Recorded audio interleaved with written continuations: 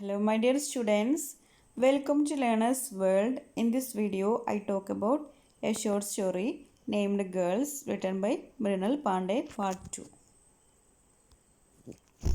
Uncle was waiting at the station to receive us.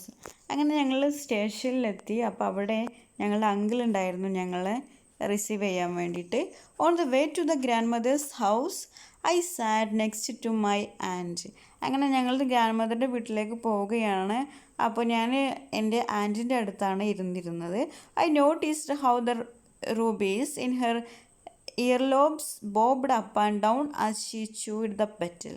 അപ്പോൾ ഞാൻ notice ചെയ്തൊരു കാര്യം എന്ന് വെച്ചാൽ എൻ്റെ ആൻറ്റിയുടെ റൂബീസ് എന്ത് ചെയ്യുന്നുണ്ട്, അവൾ ഇങ്ങനെ ഒരു ബെറ്റിലിങ്ങനെ ചവക്കുന്ന സമയത്ത് അവ എന്ത് ചെയ്യുന്നുണ്ട്, ആ റൂബീസ് ഇങ്ങനെ അപ്പ് ആൻഡ് ഡൗൺ ആവുന്നത് ആയിട്ട് ഞാൻ നോട്ടീസ് ചെയ്തു.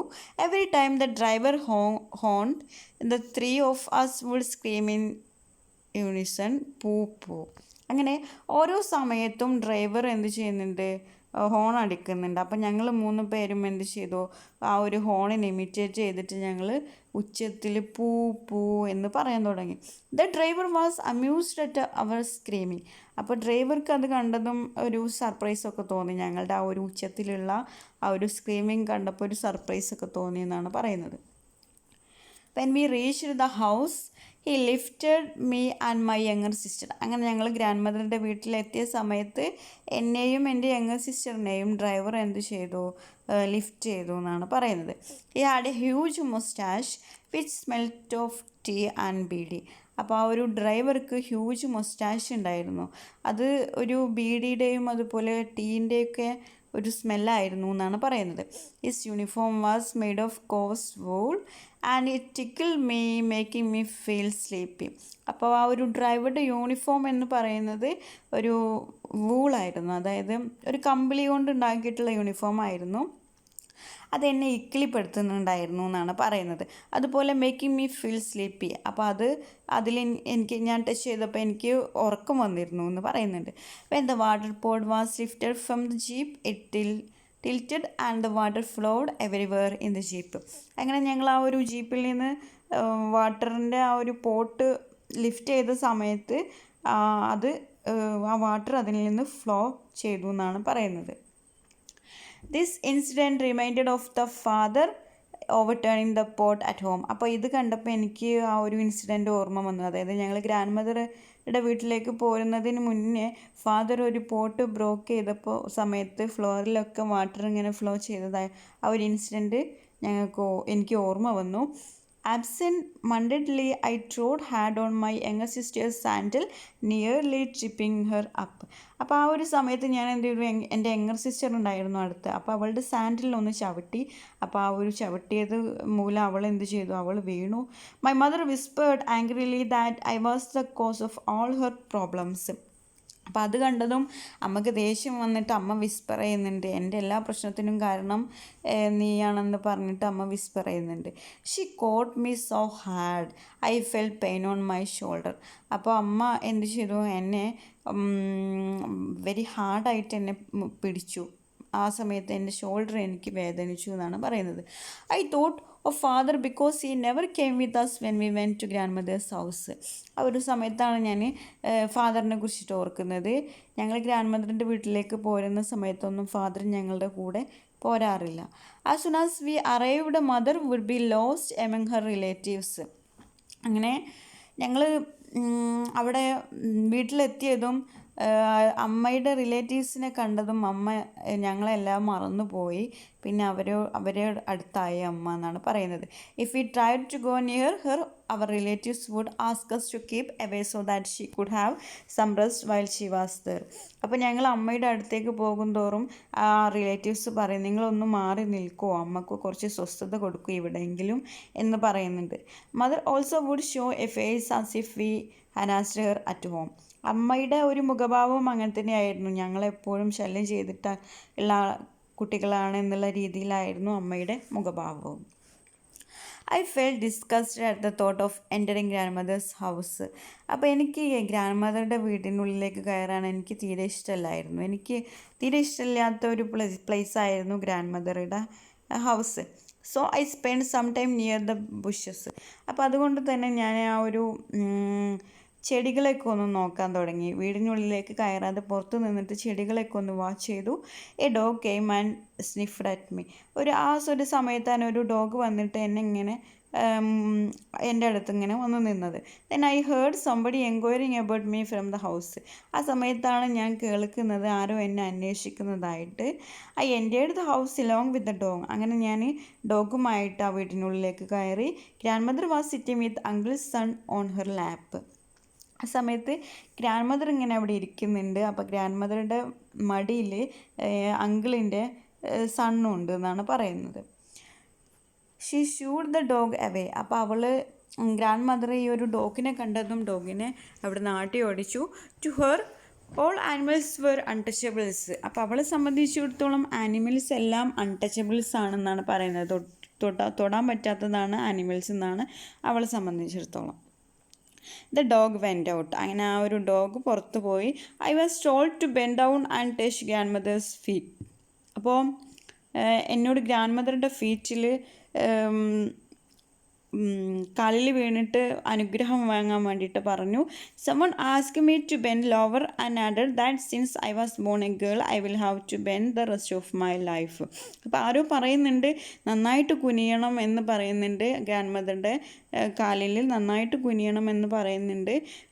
ഗേളായിട്ട് പിറന്നിട്ടുണ്ടെങ്കിൽ എന്താണ് എല്ലാവരുടെയും കാലിൽ അവളുടെ ജീവിതകാലം മുഴുവൻ എല്ലാവരുടെയും കാലിൽ വീഴേണ്ടി വരുമെന്ന് പറയുന്നുണ്ട്. Grandmother blessed me and said I haven't grown taller and nobody would believe I was 8 years old. അപ്പോൾ ഗ്രാൻഡ് മദർ എന്നെ അനുഗ്രഹിച്ചിട്ട് പറയുന്നുണ്ട് ഞാൻ അത്ര വളർന്നിട്ടില്ല, എനിക്ക് 8 വയസ്സായിട്ടുണ്ടെങ്കിലും അതിൻ്റെ വളർച്ച എനിക്കില്ല എന്ന് പറയുന്നുണ്ട്. Even though I pinch the son of my uncle. ആ ഒരു സമയത്താണ് ഞാൻ എൻ്റെ അങ്കിളിൻ്റെ സണ്ണിനെ കാണുന്നത്. അവനെ ഞാൻ എന്ത് ചെയ്തു, ഒരു പിച്ച് വെച്ച് കൊടുത്തു, ഒരു നുള്ളു കൊടുത്തു. ഈ kept following me round like an idiot. അവനെ ഒന്ന് നുള്ളിയിട്ടും അവൻ എൻ്റെ പിറകെ തന്നെ ഒരു ഇഡിയറ്റിനെ പോലെ, ഒരു വീഡിയോ പോലെ എന്നെ ഫോളോ ചെയ്ത് വരികയാണെന്നാണ് പറയുന്നത്. He was fair chubby and suppose to be cute. അവൻ നല്ല ഫെയറാണ്, നല്ല വെളുത്തിട്ടാണ്, അതുപോലെ ചബ്ബിയാണ്, അതായത് നല്ല മുഖമൊക്കെ നല്ല തൊടുത്തിട്ടുള്ള ഒരു കുട്ടിയാണ്, നല്ല ക്യൂട്ടാണെന്നാണ് പറയുന്നത്. He was tall for his age. അവൻ്റെ ഏജിൻ്റെ ആ ഒരു നീളമൊക്കെ അവനുണ്ട് എന്നാണ് പറയുന്നത്. Although only 5 years old he looked 7. അവനാകെ 5 yearsേ ഉള്ളൂ, അവനാകെ 5 years ഓൾഡേ ഉള്ളൂ, പക്ഷേ ഈ ലുക്ക്ഡ് 7, ഒരു 7 വയസ്സായ കുട്ടിയെ പോലെ അവന് തോന്നുന്നുണ്ട്. He asked me if I would tell him a story in the night. അപ്പോൾ അവൻ എന്നോട് പറയുന്നുണ്ട് എനിക്കൊരു സ്റ്റോറി പറഞ്ഞു തരുമെന്ന് ചോദിക്കുന്നുണ്ട്. I said no and continued reading a newspaper. ഞാൻ മൈൻഡ് ചെയ്തില്ല, ഞാൻ പറഞ്ഞു ഞാൻ സ്റ്റോറി ഒന്നും പറഞ്ഞില്ല എന്ന് പറഞ്ഞിട്ട് ഞാൻ ന്യൂസ് പേപ്പർ റീഡ് ചെയ്യാൻ തുടങ്ങി. The old lady from the neighborhood who had come to see my mother told my grandmother that this time my mother would have a boy. അപ്പോൾ ഒരു ഓൾഡ് ലേഡി, ഞങ്ങളുടെ നെയ്ബർഹുഡിലുള്ള ഒരു ഓൾഡ് ലേഡി വന്നിട്ട് അമ്മയെ കാണാൻ വേണ്ടിയിട്ട് വരുന്നുണ്ട്. അപ്പോൾ ആ ഒരു സ്ത്രീ പറയുന്നുണ്ട് അമ്മയോട്, this time my mother will have A boy. അതായത് ഈ ഒരു സമയത്ത് നിങ്ങൾക്ക് എന്തായാലും ഒരു ബേബി ബോയ് ആയിരിക്കും എന്ന് പറയുന്നുണ്ട്. She said my mother's complexion showed that. അപ്പോൾ ആ ഒരു ഓൾഡ് ലേഡി പറയുന്നത് അമ്മയുടെ നിറം കണ്ടിട്ട് ഒരു ബോയ് ആയിരിക്കാനാണ് സാധ്യത എന്നാണ് പറയുന്നത്. When she was expecting girl she was pink but now there is a tinge of yellow. അപ്പോൾ ആ ഒരു സമയത്ത്, അതായത് ഞങ്ങൾ പെൺകുട്ടികൾ ജനിച്ച സമയത്ത് അമ്മയുടെ നിറം ഒരു പിങ്ക് ആയിരുന്നു എന്നാണ് പറയുന്നത്.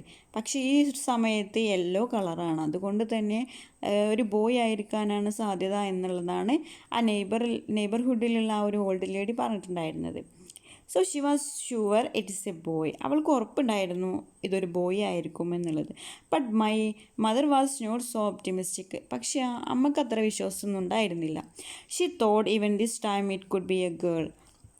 അവൾ ചിന്തിക്കുന്നത് ഈ ഒരു സമയവും ഗേൾ തന്നെ ആയിരിക്കും എന്നുള്ളതാണ്. Her expression was pathetic. അമ്മ ഇത് ഒരു വിഷമത്തോടെയാണ് പറഞ്ഞത്, കാരണം എനിക്ക് അത്ര വിശ്വാസമില്ല ഇക്കുറിയും എനിക്ക് ഗേൾ തന്നെ ആയിരിക്കും ജനിക്കുന്നത് എന്നുള്ളത് കുറച്ച് വിഷമത്തോടെയാണ് അമ്മ പറയുന്നത്. The old lady wanted to know if there was anyone to cook for my father. അങ്ങനെ ഓൾഡ് ലേഡി ചോദിക്കുന്നുണ്ട് അമ്മയോട്, അച്ഛന് ആരെങ്കിലും കുക്ക് ചെയ്ത് കൊടുക്കാനുണ്ടോ എന്ന് ചോദിക്കുന്നുണ്ട്. Her question made me think of my mother. ആ ഒരു ക്വസ്റ്റ്യൻ കേട്ടപ്പോഴാണ് എനിക്ക് അച്ഛനെ കുറിച്ചിട്ടുള്ള ഓർമ്മ വന്നത്. ഈ smell good and his laugh was soft. അപ്പം അച്ഛന് നല്ല ഒരു സ്മെല്ലാണ്. അതുപോലെ അച്ഛൻ്റെ മടിത്തട്ട് എന്ന് പറയുന്നത് ഭയങ്കര സോഫ്റ്റാണ്. Mother even here did not allow us to lie on her lap for long, complaining that her bones were ഏക്കിങ്. അമ്മ ഞങ്ങളെ അമ്മയുടെ മടിയിലൊന്നും ഇരിക്കാൻ അയക്കാറില്ല. അഥവാ ഇരുന്നാൽ തന്നെ അമ്മ പറയും അമ്മയ്ക്ക് ബോൺസൊക്കെ വേദനയാവുന്നുണ്ട് എന്ന് പറയും.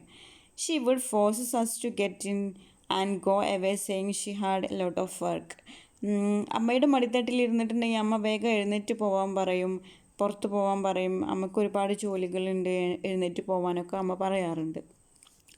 Grandmother used to fold her hands and pray, "Oh goddess, protect my honor. At least this time let her take a son back from her parents' home." അപ്പോൾ ഗ്രാൻഡ് മദർ ദൈവത്തോട് പ്രാർത്ഥിക്കുന്നുണ്ട്, "oh goddess protect my honour." എൻ്റെ honour സംരക്ഷിക്കണേ എന്നൊക്കെ പറഞ്ഞിട്ട് പ്രാർത്ഥിക്കുന്നുണ്ട്. അത് എൻ്റെ അഭിമാനം സംരക്ഷിക്കണേ. At least this time let her take a son back from her parents' home. അവൾക്ക് ഇപ്രാവശ്യമെങ്കിലും ഒരു ബേബി ബോയിനെ നീ നൽകണേ എന്ന് പറഞ്ഞിട്ട് ദൈവത്തോട് ഗ്രാൻഡ് മദർ പ്രാർത്ഥിക്കുന്നുണ്ട്. At the end of the prayer we could see her drying her tears with her sari. അപ്പോൾ പ്രാർത്ഥനയുടെ അവസാനത്തിൽ ഗ്രാൻഡ് മദർ കരഞ്ഞിട്ട് സാരിത്തുമ്പ് കൊണ്ട് കണ്ണുനീരൊക്കെ തുടച്ച് മാറ്റുന്നുണ്ട്. We were in a big room divided into 2 by wooden partition. അപ്പോൾ ഞങ്ങൾ ഒരു വലിയൊരു റൂമിലായിരുന്നു ഞങ്ങൾ ഉറങ്ങാൻ വേണ്ടിയിട്ട് പോയിരുന്നത്. അത് ഒരു വുഡൻ വെച്ചിട്ടാണ് അതൊരു പാർട്ടീഷൻ നടത്തിയിട്ടുള്ളത്. All the lights were switched off and the room was flooded with moonlight. അപ്പോൾ ലൈറ്റൊക്കെ ഓഫ് ചെയ്തിരുന്നു. ആ സമയത്ത് ഒരു മൂൺ ലൈറ്റ്, ഒരു നിലാവെളിച്ചം മാത്രമേ ഉണ്ടായിരുന്നുള്ളൂ എന്നാണ് പറയുന്നത്. Mid wife Tulsa was applying oil to the soles of my mother, and she was telling her that if it is a boy this time she will demand a sari and also a styleless steel pot. അപ്പോൾ ഒരു mid wife, അതായത് ഒരു വയറ്റാട്ടി ഉണ്ടായിരുന്നു, അവളുടെ പേരാണ് Tulsa എന്നുള്ളത്. അപ്പോൾ അവൾ അമ്മക്ക് ഓയിൽ ഇങ്ങനെ അപ്ലൈ ചെയ്ത് കൊടുക്കുന്നുണ്ട്. ആ ഒരു സമയത്ത് അവൾ പറയുന്നുണ്ട്, this time A boy this time she will demand A sari and also stainless steel pot. അപ്പോൾ ഈ ഒരു സമയത്ത് എന്തായാലും നിങ്ങൾക്കൊരു ബേബി ബോയ് ആയിരിക്കും എന്നുള്ളത് ആ ഒരു മിഡ് വൈഫ് പറയുന്നുണ്ട്. അവൾ ഡിമാൻഡ് ചെയ്യുന്നുണ്ട്, ഇപ്രാവശ്യം ബേബി ബോയ് ആണെങ്കിൽ എനിക്കൊരു സാരി എടുത്ത് തരണം, അതുപോലെ എനിക്കൊരു സ്റ്റെയിൻലെസ് സ്റ്റീൽ, അതായത് ഒരു സ്റ്റെയിൻലെസ് ആയിട്ടുള്ളൊരു പാത്രം എനിക്ക് വാങ്ങിത്തരണം എന്നൊക്കെ അവൾ ഡിമാൻഡ് ചെയ്യുന്നുണ്ട്. I could see the mother's stomach like a drum. അപ്പോൾ ആ ഒരു ഇരുട്ടത്ത് എനിക്ക് വേറെ ഒന്നും കാണാൻ കഴിയുന്നില്ല, അമ്മയുടെ മുഖമൊന്നും കാണാൻ കഴിയില്ല. എനിക്ക് ഒന്ന് മാത്രമേ കാണാൻ കഴിയുന്നുള്ളൂ, അമ്മയുടെ സ്റ്റൊമക്ക് ഒരു ഡ്രം പോലെയുണ്ട്, ഒരു ചെണ്ട പോലെയാണ് അമ്മയുടെ സ്റ്റൊമക്ക് മാത്രമേ എനിക്ക് കാണാൻ കഴിയുന്നുള്ളൂ എന്നാണ് പറയുന്നത്.